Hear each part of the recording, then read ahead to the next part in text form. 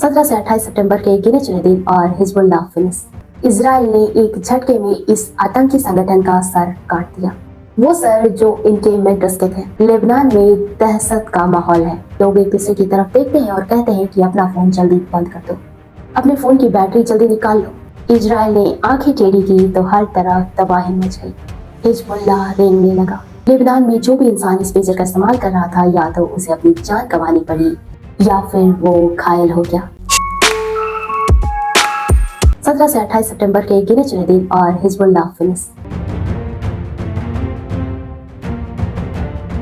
पूरी दुनिया को शॉक में डालने वाले पेजर अटैक से लेकर हिजबुल्लाह लीडर की 30 मीटर गहरी कब्र खोदने की पूरी कहानी। इजराइल ने एक झटके में इस आतंकी संगठन का सर काट दिया।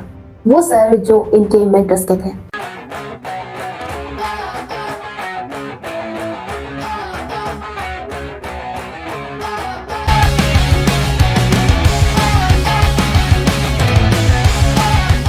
Hello, my name is Satyana Singhai. Israel के इन हमलों से लेबनान में दहशत का माहौल है। यहाँ तक कि लोग मोबाइल फोन छूने से भी डर रहे हैं। आपको बता दें, जब दो हिजबुल्लाह फाइटर्स को दफनाने के लिए भीड़ जुटी थी, इसी बीच एक विस्फोट होता है और हल्का सा धुआं उठता है। इससे लोगों में इतनी दहशत फैल जाती है कि सारे लोग इधर से उधर भागने लगते हैं, कहीं ना कहीं छिपने लगते हैं। इस दौरान लाउड स्पीकर पर मजहबी नारे लग रहे होते हैं, लेकिन विस्फोट के बाद वो भी शांत हो जाते हैं। हालात ऐसे हो जाते हैं कि लोग एक दूसरे की तरफ देखते हैं और कहते हैं कि अपना फोन जल्दी बंद कर दो, अपने फोन की बैटरी जल्दी निकाल लो। दरअसल वहाँ के लोगों को ये डर लग रहा था कि कहीं फोन ही ना ब्लास्ट कर जाए और इजराइल ने मोबाइल फोन्स में भी कुछ ना कर दिया हो। इसी दौरान लाउड स्पीकर पर भी अनाउंस होता है कि सभी लोग अपने मोबाइल फोन्स बंद कर दे और मोबाइल से ही बैटरी बाहर निकाल दे। हर किसी के मन में बस यही डर होता है कि उनका या फिर उनके पास खड़े लोगों में से किसी का फोन ना फट जाए। चलिए जानते हैं पेजर अटैक से बंकर बस्टर बम के बारे में पूरी कहानी। हमास के साथ इजराइल के जंग के बीच लगातार रॉकेट फायर कर रहे लेबनान पर इजराइल ने आंखें टेढ़ी की तो हर तरफ तबाही मच गई। पिछले साल 7 अक्टूबर को हमास ने इजराइल पर घातक हमला किया, हजारों लोगों को मारा, बंधक बनाया। इजराइल उससे जूझ ही रहा था कि लेबनान ने पीछे से रॉकेट हमले शुरू कर दिए। इजराइल टिका नहीं, वहीं टिका रहा। पहले गाजा में घुसकर हमास को खत्म किया। जमीन के नीचे से खोज कर हमास आतंकियों को बाहर निकाला, मारा, कईयों की तो सुरंगें में ही कब्र बना दी। इसके बाद बारी था हिजबुल्लाह की। पहले कुछ हल्के फुल्के हमलों के बाद इजराइल ने बनाई ऐसी सीक्रेट प्लानिंग जिससे हिजबुल्लाह रेंगने लगा। 4 फ्रंट पर जंग लड़ रहे इस छोटे से देश इजराइल ने पहले हमास खत्म किया, फिर हिजबुल्लाह को हिलाया। लेकिन सबसे पहले आपके लिए ये समझना जरूरी है 17 से लेकर 28 सितंबर 2024 की पूरी क्रोनोलॉजी, जिसमें इजराइल ने हिजबुल्लाह के सारे मेंटर्स के सर काट दिए। 17 सितंबर को दोपहर में हिजबुल्लाह के ठिकानों पर पेजर फट गया। यह विस्फोट इतना भयानक था कि हिजबुल्लाह को कुछ भी समझ नहीं आया। उन्हें यह समझ नहीं आया कि आखिर हुआ क्या। लेबनान में जो भी इंसान इस पेजर का इस्तेमाल कर रहा था, या तो उसे अपनी जान गंवानी पड़ी या फिर वो घायल हो गया। 17 सितंबर हजारों पेजर में एक साथ ब्लास्ट हुआ। 13 लोग मारे गए, जिसमें हिजबुल्लाह के फाइटर्स और कुछ बच्चे भी शामिल थे। 4000 लोग जख्मी हुए, सैकड़ों गंभीर रूप से घायल हुए। इजराइल ने इस घटना की जिम्मेदारी नहीं ली। इजराइल ने कहा कि हम लेबनान की सीमा के आसपास से डिस्प्लेस्ड हुए हजारों इजरायली लोगों को उनके घर में वापस लाएंगे। उनके कहने का मतलब था कि हिजबुल्लाह को खत्म करेंगे, तभी ये हो पाएगा। 18 सितंबर वॉकी टॉकी और दूसरे इंस्ट्रूमेंट्स में ब्लास्ट हुए। लेबनान अभी पेजर हमलों से उभरा नहीं था, तभी उसके घरों में अलग अलग इंस्ट्रूमेंट्स में धमाके होने लगे। 14 लोग मारे गए, करीब 450 लोग जख्मी हो गए। इजरायली डिफेंस मिनिस्टर ओवाव गैलेंट ने कहा कि ये इंटरेस्टिंग अचीवमेंट है। इसमें इजरायली मिनिस्ट्री और इंटेलिजेंस ने मिलकर काम किया है। रिजल्ट भी अच्छे आए हैं, लेकिन पेजर अटैक के बारे में कुछ भी नहीं बोला गया। 19 सितंबर इजराइल ने साउथ लेबनान के सैकड़ों रॉकेट लॉन्चर प्लेटफॉर्म को एयर स्ट्राइक से तबाह कर दिया। हिजबुल्लाह समझ ही नहीं पाया कि इजरायली फोर्सेस को उनकी खबर कहां से मिली।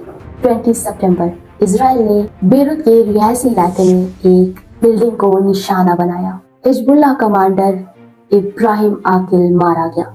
साथ में और 37 लोग खत्म हो गए, दर्जनों जख्मी हुए। इस हमले में आकिल समेत हिजबुल्लाह के 15 और फाइटर्स मारे गए थे। 1983 में बेरूत के अमेरिकी दूतावास में धमाके करने के लिए आकिल अमेरिका में वांटेड था। आकिल ने ही हमास से मिलकर 7 अक्टूबर 2023 को इजराइल पर हमले की प्लानिंग की थी। 21 सितंबर 2024 इजरायली एयरफोर्स ने लेबनान में हिजबुल्लाह के 400 ठिकानों पर घातक हमले किए। इसमें हिजबुल्लाह के रॉकेट लॉन्चर्स बर्बाद किए गए। इजराइल ने कहा कि ये सभी इजराइल की तरफ निशाना लगाकर तैनात किए गए थे। 22 सितंबर हिजबुल्लाह और इजराइल के बीच में रात भर फायरिंग होती रही। रॉकेट और ड्रोन अटैक चलते रहे। इजराइल ने हिजबुल्लाह के 290 टारगेट्स पर हिट किया। हिजबुल्लाह के कुछ रॉकेट भी टेल अवीव तक पहुंच गए। पहले जानते हैं टेल अवीव है क्या। यहाँ इजराइल हमास के बाद टेल अवीव शहर की बात हो रही है। इजराइल का ये शहर दुनिया के सबसे महंगे शहरों में से एक माना जाता है। इजराइल के बड़े ऑफिस और हेडक्वार्टर्स टेल अवीव में ही है और दुनिया की कई बड़ी कंपनियों का ऑफिस भी वही है। यह इजराइल की पॉलिटिकल, कल्चरल और इकोनॉमिक प्रॉस्पेरिटी का सेंटर बना हुआ है। खास बात यह है कि इस जगह ने सैंड फिर से सफर शुरू किया था और उसका रिजल्ट ये है कि आज ये दुनिया के सबसे मेजर लोकेशंस में से एक है। 23 सितंबर इजराइल ने लेबनान के लोगों को वार्निंग दी, तुरंत अपने घरों से निकलकर दूर चले जाएं। इसके बाद इजराइल ने 1300 एयर स्ट्राइक्स किए। करीब 558 लोग मारे गए, जिनमें वुमेन्स, बच्चे और हेल्थ वर्कर्स थे। करीब 1800 लोग जख्मी हो गए। ये इंफॉर्मेशन लेबनान की हेल्थ मिनिस्ट्री ने दी। इस दिन हिजबुल्लाह ने इजराइल की तरफ करीब 200 रॉकेट्स डाले। ज्यादातर लोगों को इजराइल के एयर डिफेंस सिस्टम ने रोक लिया।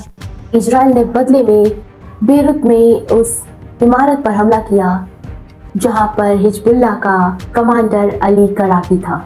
हिजबुल्लाह ऑर्गेनाइजेशन का तीसरा सबसे बड़ा आतंकी था, लेकिन वो बच गया।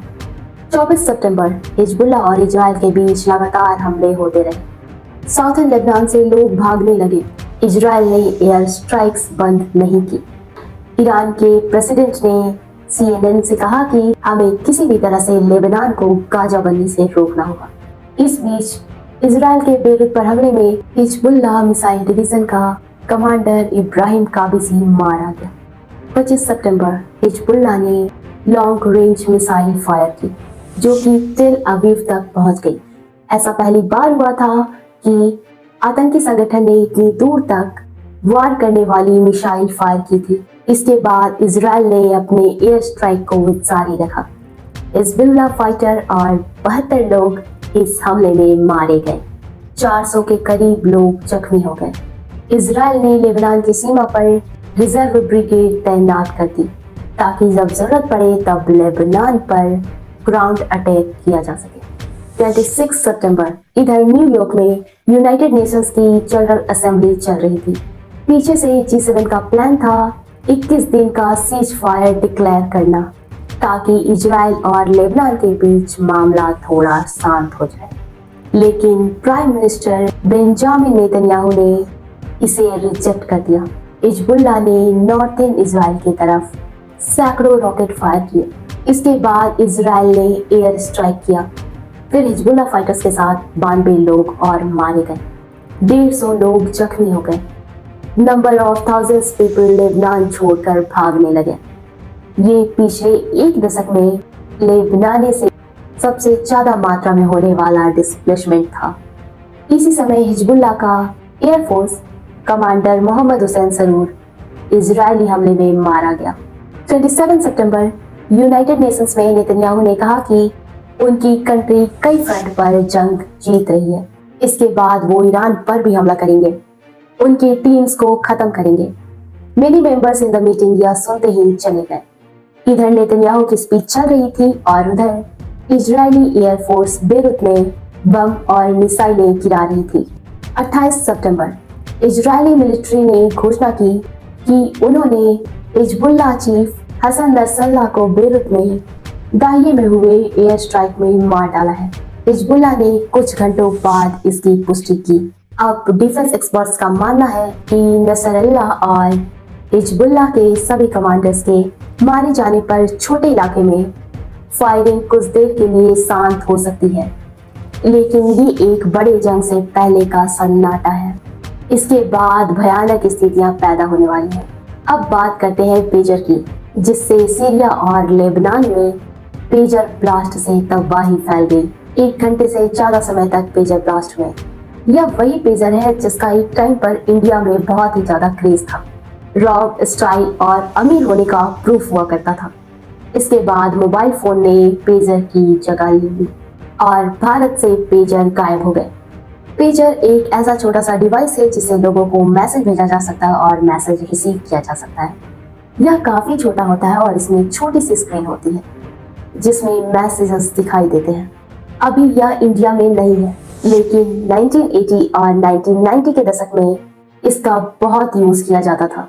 आपको बता दें, पेजर का इन्वेंशन एक रोमानियाई यहूदी फैमिली में जन्म लेने वाले इरविन एल ग्रास ने किया था।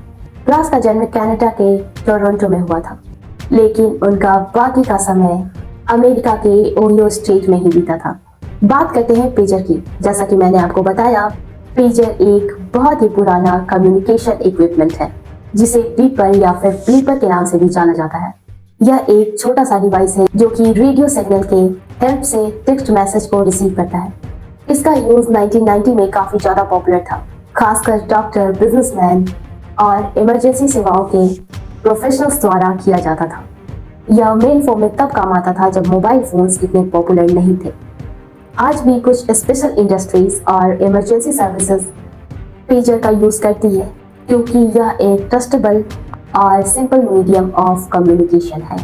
लेबनान के हजारों लोगों को घायल करने वाला पेजर एक रेडियो ट्रांसमीटर की तरह काम करता है। जब किसी को मैसेज भेजना होता है तो वह मैसेज पेजर स्टेशन को भेजा जाता है।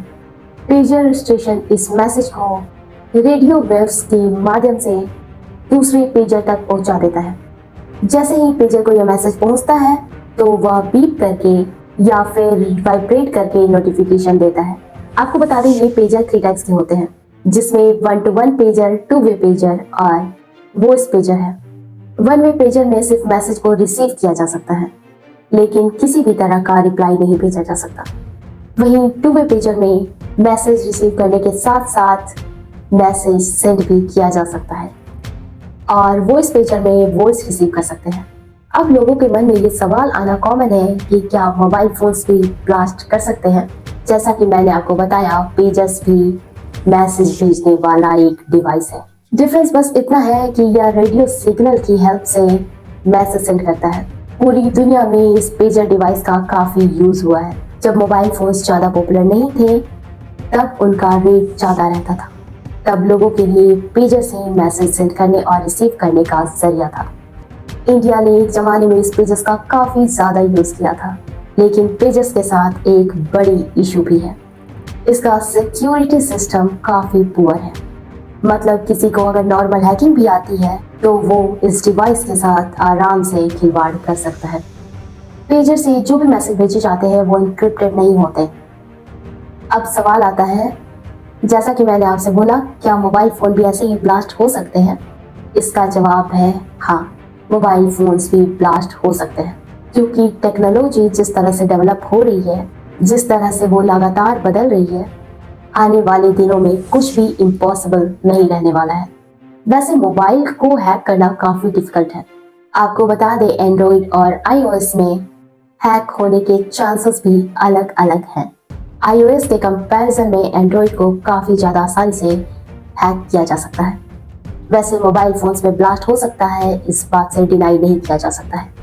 एक छोटे एक्सप्लोसिव को जरूर फिट किया जा सकता है। बॉम्ब की दुनिया में एक फोन नाम का एक्सप्लोसिव होता है जिसे फोन की बैटरी में फिट किया जाता है, उसके जरिए ही ब्लास्ट होते हैं। समझने वाली बात यह है कि वायरलेस सिग्नल्स की वजह से ब्लास्ट होते हैं। एग्जाम्पल के लिए ब्लूटूथ या फिर किसी दूसरे नेटवर्क के थ्रू सिग्नल भेजे जाते हैं और इसी वजह से ब्लास्ट हो जाते हैं। अब इंडिया के लिए यह ट्रेंड डेंजरस इसलिए है क्योंकि पिछले कुछ टाइम से स्मार्टफोन्स का यूज काफी ज्यादा बढ़ चुका है। इंडिया के करोड़ों लोगों के पास स्मार्टफोन्स हैं और लोग इसे लगातार खरीद भी रहे हैं। इसका बहुत यूज भी हो रहा है। हैरानी की बात यह है कि फोन खरीदते टाइम लोग ज्यादा चेक नहीं करते हैं। कहाँ से फोन आया है, किस कंट्री से बना है, ऐसे एस्पेक्ट्स हमेशा इग्नोर किए जाते हैं। यही छोटी गलतियां ही बाद में किसी बड़े अटैक का रूप ले लेती है। इंडिया के एनिमीज उसका यूज अपने बेनिफिट्स के लिए कर सकते हैं। आज की वीडियो में बस इतना ही, मिलते हैं अगले वीडियो में। Thank you.